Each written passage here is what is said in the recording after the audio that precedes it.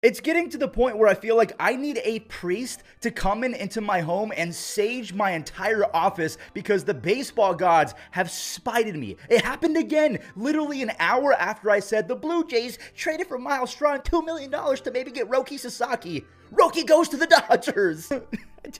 I just wanted to stop. But I guess, if anything, if you have not hit that subscribe button yet, subscribe, because if we post a video, something big is going to happen right after. So yeah, later in the video, we'll talk about Roki going to the Dodgers, and then after that, we have a fun statement from the owner of the Cubs, Tom Ricketts. He said that his goal every single year is not to win a World Series, it's to break even, and that fans should keep that in mind. The owner of the Cubs, who is the owner of one of the best fan bases in all of Major League Baseball, and by the way, he said this at a fan convention. If you want to be mad at the Dodgers, fine, but we got some stupid owners out there. Anyways, let me remind you super quick that recap is brought to you by SeatGeek and Underdog Fantasy. Use code Fuzzy today for a free Patrick Mahomes pick'em. You're welcome. So before we talk about the Dodgers winning the Roki Sasaki sweepstakes, I do have a few smaller signings to talk about. AJ Minter just went to the Mets on a 2-year contract worth $22 million, and this is a perfect opportunity to remind you that that clip a few years ago of the kids who somehow got the number for a bullpen,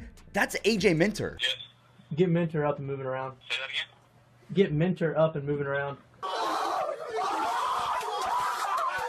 AJ had one lone bad season way back in 2019. Since that point, he has a combined 2.8 ERA and an 11 strikeouts per 9. Now, 2024, I'll admit, was a confusing year to say the least because he had a 2.6 ERA. That's awesome, but he had a career low in strikeout percentage, and the home runs per 9 basically doubled. And also, I do have to give context. He had a hip injury, so if that hip is back and healthy going forward, he should get the velocity back up there. I expect a big bump in the strikeouts, and he's going to be a sick duo out there with Edwin Diaz, and it could be a nasty trio if Sean Reed Foley somehow gets that command in check, because last year in 29 innings, he had 41 strikeouts. That's disgusting. But in those 29 innings, he walked 20 dudes. The A's have made yet another move. They are picking up Jose Leclerc for $10 million, and that $10 million is a funny number to me because with this signing, the A's can basically say to all of the other owners, hey, we've done our job. We have spent the required amount to not get a grievance filed against us. If you guys don't know what a grievance is, it's basically all of the other owners saying, you're not spending enough, you're wasting our revenue sharing dollars, we're suing you. Jose Leclerc was not very good last year when it comes to the main point of pitching, that is limiting runs. He had an almost 4.5 ERA. Oh no, wait, he had a 4.6 ERA, so above that. But he was still disgusting in terms of the stuff. He had 89 strikeouts in 66 innings. That is a 12 strikeouts per 9. So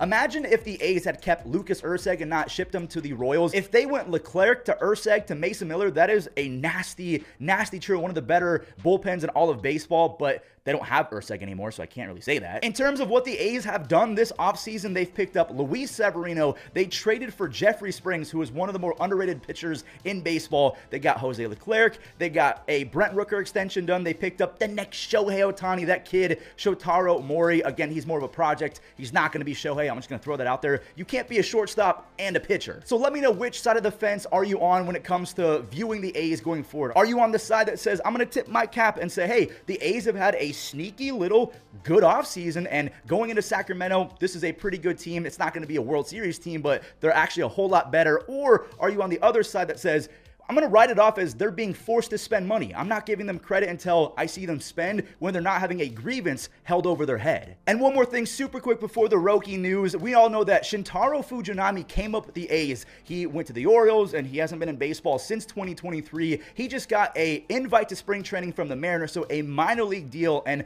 honestly, of all of the moves that we're going to talk about today, I hope that this is the one that works out the best. He's a 6'6" flamethrower who was shredding all of Japan before he came over to Major League Baseball. Even though he got lit up, his cutter was one of the best in baseball. He held opponents to a 171 batting average against that cutter with a near 40% whiff rate. So Seattle, their 5-starter, had a 2.89 ERA last year. So if you want to fix command, you go to the Mariners. And the biggest example I can give is Luis Castillo. When he was nasty out there with the Reds, he had a 3.5 walks per 9. He goes to the Mariners, and that got immediately cut to a 2.5 walks per 9. If Shintaro Fujinami gets his command in check with the Mariners, that's going to be a really fun 6-man rotation as well. Not as good as the Dodgers 6-man rotation. Let's talk about that. Yesterday was so funny to me. It was like pure comedy that I uploaded a video talking about how Roki could now be a Blue Jay because of the extra $2 million given to Toronto by Cleveland. An hour later, he signs with the Dodgers. You can't make this up. Also, by the way, I'm really sorry to all of my Jays fans because they've experienced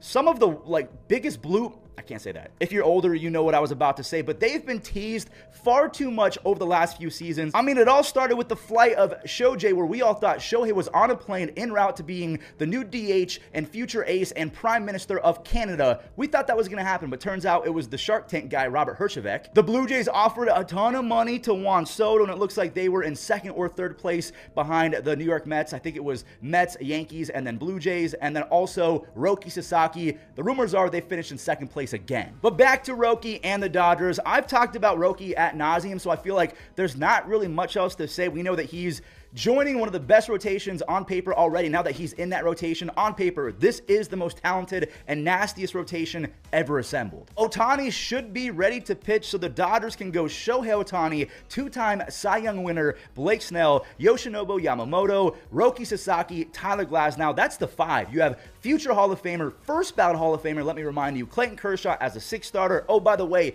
Dustin May, who's a freak of nature, he's healthy. Tony Gonsolin is a beast as well. Imagine if Gavin Stone was healthy, or if Bobby Miller bounces back.